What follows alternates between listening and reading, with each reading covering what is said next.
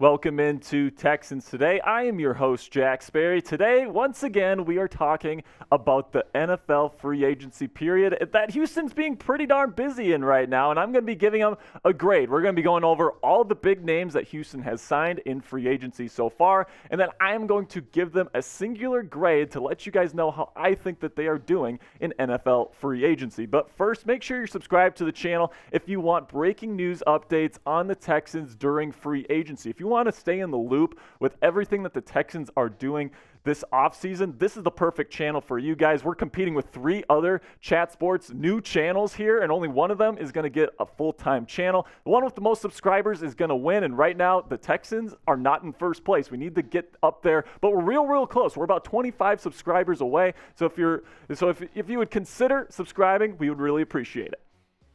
Now let's get into some of the names that the Texans have signed here over the last couple of days. Robert Woods, a big-name wide receiver, is on his way to Houston. Jimmie Ward, safety, played for head coach DeMeco Ryans in San Francisco, another good player. Shaq Mason, Eric Murray, Case Keenum, a backup quarterback, MJ Stewart, Andrew Beck, a tight end, Noah Brown from the Cowboys previously, wide receiver. Scott Quessenberry, the center/offensive guard, can play either there. Some nice depth there on the interior of the offensive line. And then Chase Winovich, a good edge rusher as well. I really like this, guys. I think that they've made some nice moves here. I think that they're starting to build this roster in the vision of the new head coach here, DeMeco Ryans. And I'm excited to reveal what I think and give out my grade for this free agency class. But first, I want to hear what you guys think about this free agency class for the Texans, at least so far. Give me a grade here, A, B, C, D, or F. I can't wait to hear what you guys have to say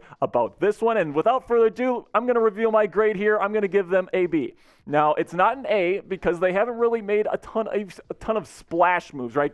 Guys that are going to be big-time momentum shifters and really have allow a seismic change to happen inside this organization. Plain and simply, the Texans roster last year was one of, if not the least talented in the National Football League. They need to make some serious changes, and some of the foundation of those changes have been taking place.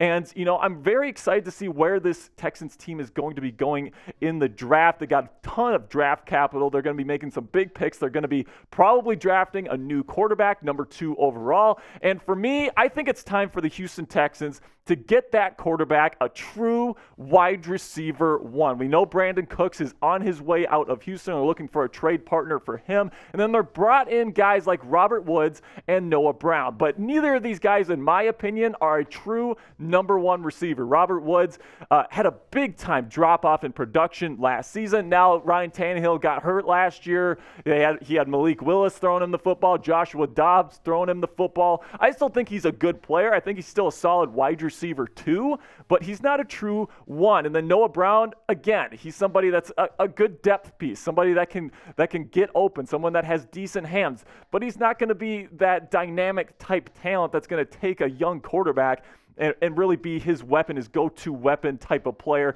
So for me, if I'm going to suggest something to Nick Caserio and DeMeco Ryans and try to get either Bryce Young or whoever it's going to be at number 2 overall, some help in a major way by giving him a true wide receiver 1, I would go out and trade for Tee Higgins. Now, I know what you're going to say. The Bengals GM says they're not trading him. Well, here's the thing, guys. There's some financial realities in the National Football League, and one of those financial realities is that some ownership groups and some owners just don't have the money in escrow to pay these enormous amounts of money in guaranteed dollars, and that's exactly what Tee Higgins wants. He wants a big-time extension with a lot of guarantees. In order to do that, you have to have your money up front, and right now the Bengals are preparing to give Joe Burrow one of the biggest contracts in NFL history, and then Jamar Chase is right after him. And I just don't think the Brown family is going to have the financial resources to pay Tee Higgins. I think that they're going to try to trade him for something really big here.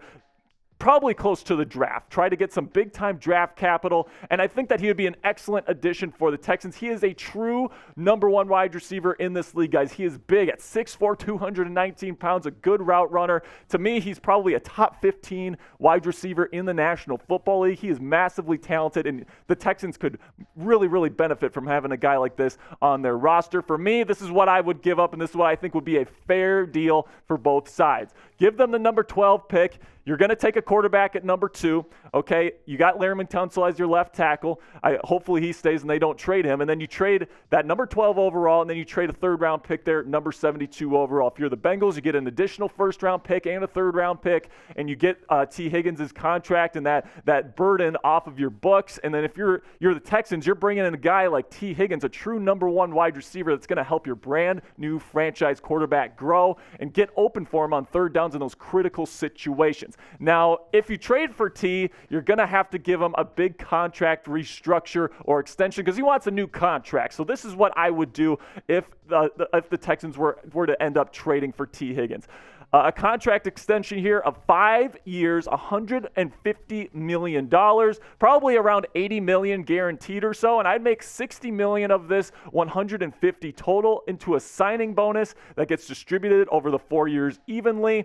I would kind of front load this deal a bit here. I would have the cap hit first year $17 million. Okay, so that's a little bit less than what it could be.